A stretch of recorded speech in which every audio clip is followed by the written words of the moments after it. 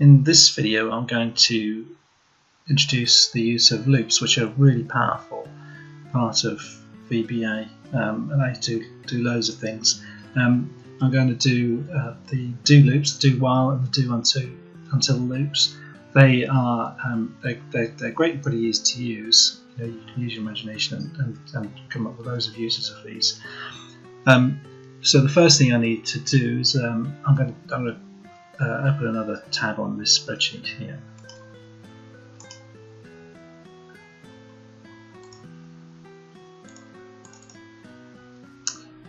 And what I'm actually going to do is I'm just going to create a little list here.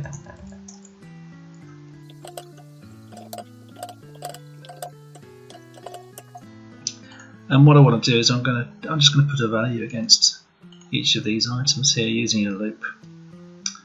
Okay, I need to go and open the Visual Basic Editor again. What I'm also going to do is I'm going to create a new module to write my new macro, so it's nice and clean and we can forget this old macro that we've been using recently.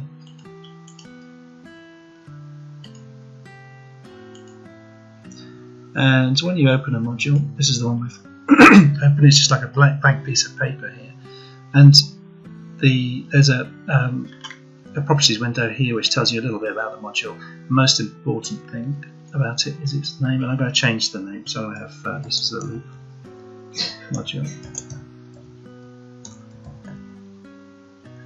and it has to be one word. Right, I'm going to write my macro here. So when you're doing a new macro and you do it from scratch, it's sub as we saw before. So this also has to be one word, but of course you can use that underscore. When I hit enter now, the Visual Basic Editor is going to put some brackets at the end of that line, which is fine. They're not used in the macros which are just run from within the spreadsheet.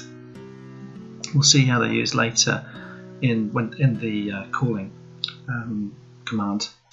And it also adds helpfully the end sub at the end of the macro. I'm going to put a tab there so that I can format it in the way that I like to do, as you probably know if you've seen these videos before. All I'm going to do on this first looping macro is just find the end of my data. Now I'm going to find the end of my data by putting it into a variable.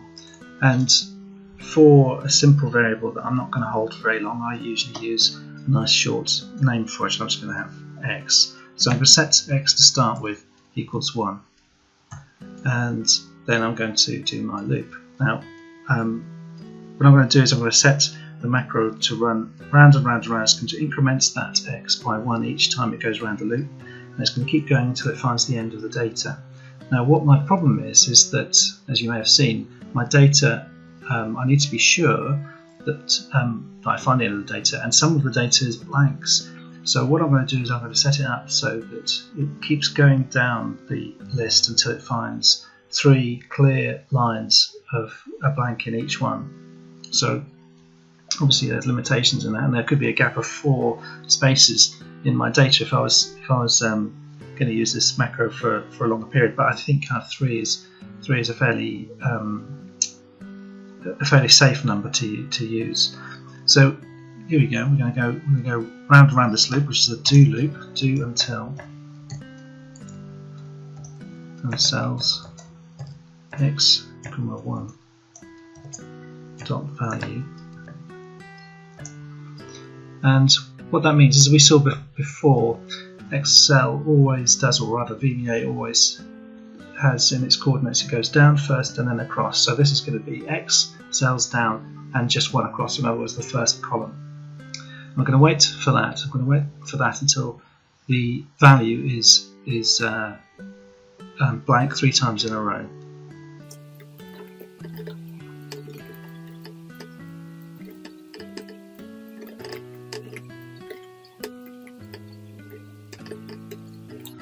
So it's going to do this loop all the time that those conditions are true. And there we go. We've got a compile error, which, as we saw before, makes this go red, and I can see quite quickly that the reason for that is because we put an equal sign in there. Okay, perfect.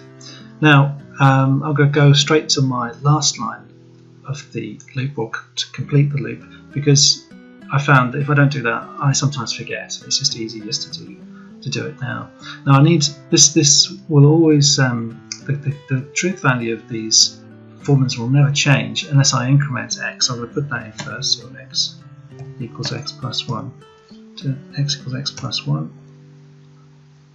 and then this is the end of my loop.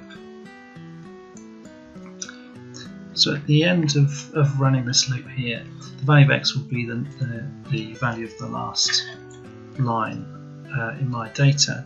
And what I want to do is just to prove that that's correct, I'm just going to type that underneath the data. So I'm going to do this, which is I've seen the if statement before. So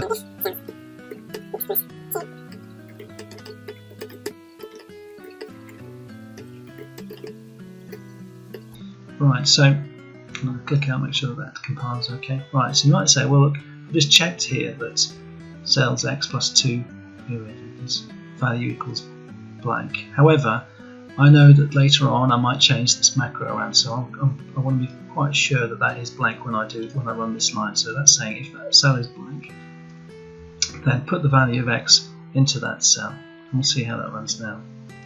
Okay, we're going back to the spreadsheet.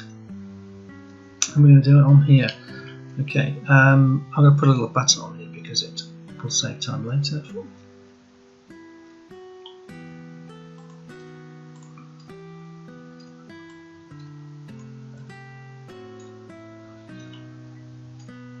And it was called looping macro. And what I'll do is just change the name of it as well, so I know that's my looping macro.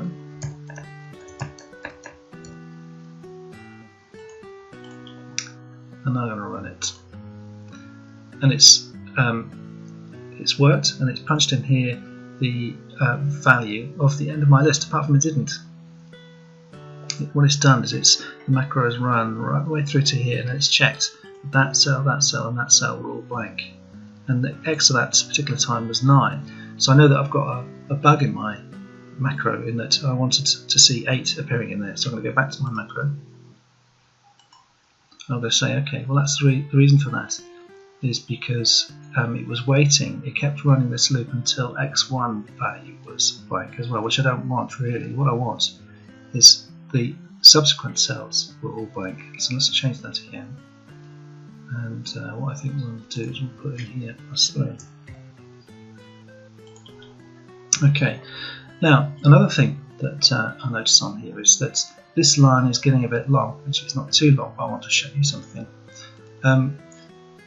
When these lines get rather long and disappear off the side of the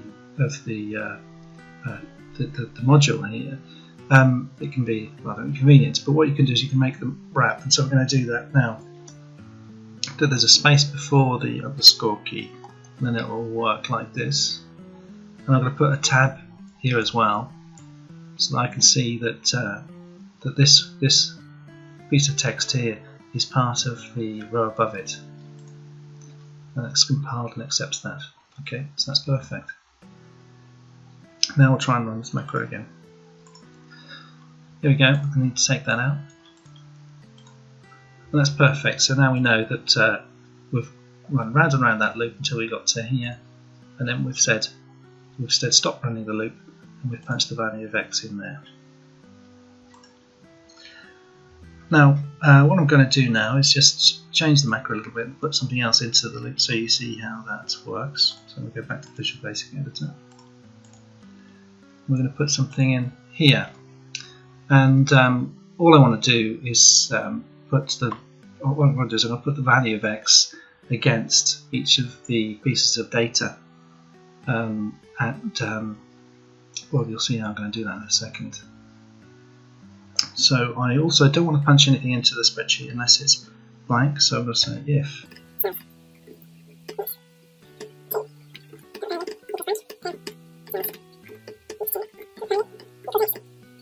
and that's compiled. Okay, so let's go back to Excel and run that, and that's okay. well, that's not okay. It's not done what we wanted to do at all, in fact. So, but it's run down here in the way you can see. So now we need to kind of debug that. I'll go back to Visual Basic Editor in a second. Actually, what I want to point out what's wrong with it is, first of all, it's put this data in the area of the spreadsheet, which is not actually our data. This is obviously the first line, which we want to stay blank, and this is a blank line between the titles and the data here. And also, it didn't work for the last iteration of that loop. So I'll go back to the Visual Basic Editor and fix that. Now the first thing I'm going to do, which is kind of an easy fix, I'm just going to say, well, the first line of data was 4, so I'm going to start from row 4. So this is a nice example of how you've got to look at this loop and be very careful how it runs.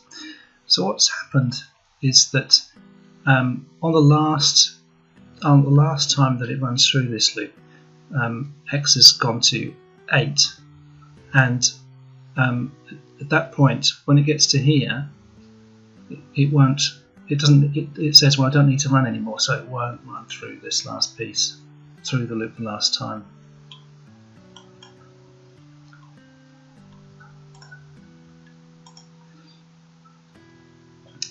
And the way we can solve that is we could probably do something like putting this x equals x plus 1 at the beginning of the loop, or we just need to make sure we understand that this thing needs to run through that last time.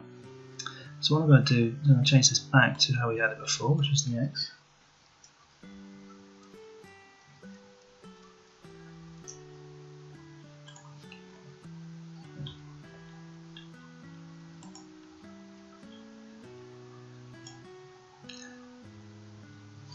And I'm going to go back to our spreadsheet, take all this data out,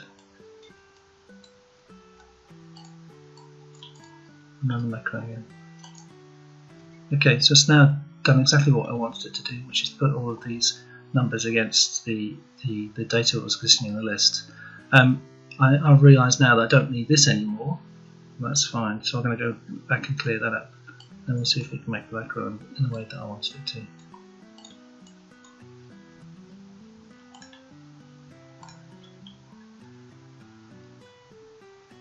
So what I can do is I can actually make that a remark by putting an apostrophe before it. And you can see that's turned green now. And now the macro should run in the way that I wanted it to run. Okay, perfect. Right, but I'm going to make it run again in a second. And what I'm going to do, so I'm going to show you how to use the do while loop instead. So what this loop is doing is it says, okay, well x is starting as 4, and as it goes through the loop each time, it's saying keep going through this loop and keep doing it until you find 3 blank lines in a row. What I'm going to do now is say instead of doing this loop until you get 3 blank lines, I'm going to say do it while there are some non-blank lines. So what I'm going to do is I'm going to change that to while, and here we'll say do this while this cell is not equal to blank, this cell is not equal to blank, this cell is not equal to blank. Well, this is not going to work, and I'll prove that to you by running it, and then we'll come back and I'll show you how to fix it. Okay, right, so it's kind of got into all sorts of a mess, and we'll go back and see why that is. That's why I'll take these out.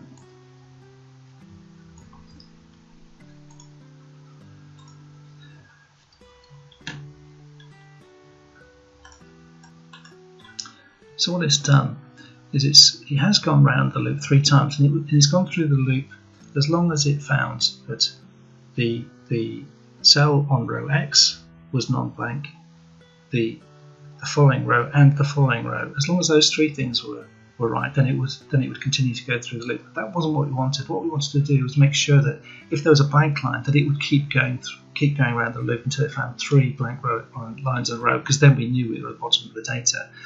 So what we've got to do is we've got to change these AND logical connectors to ORs.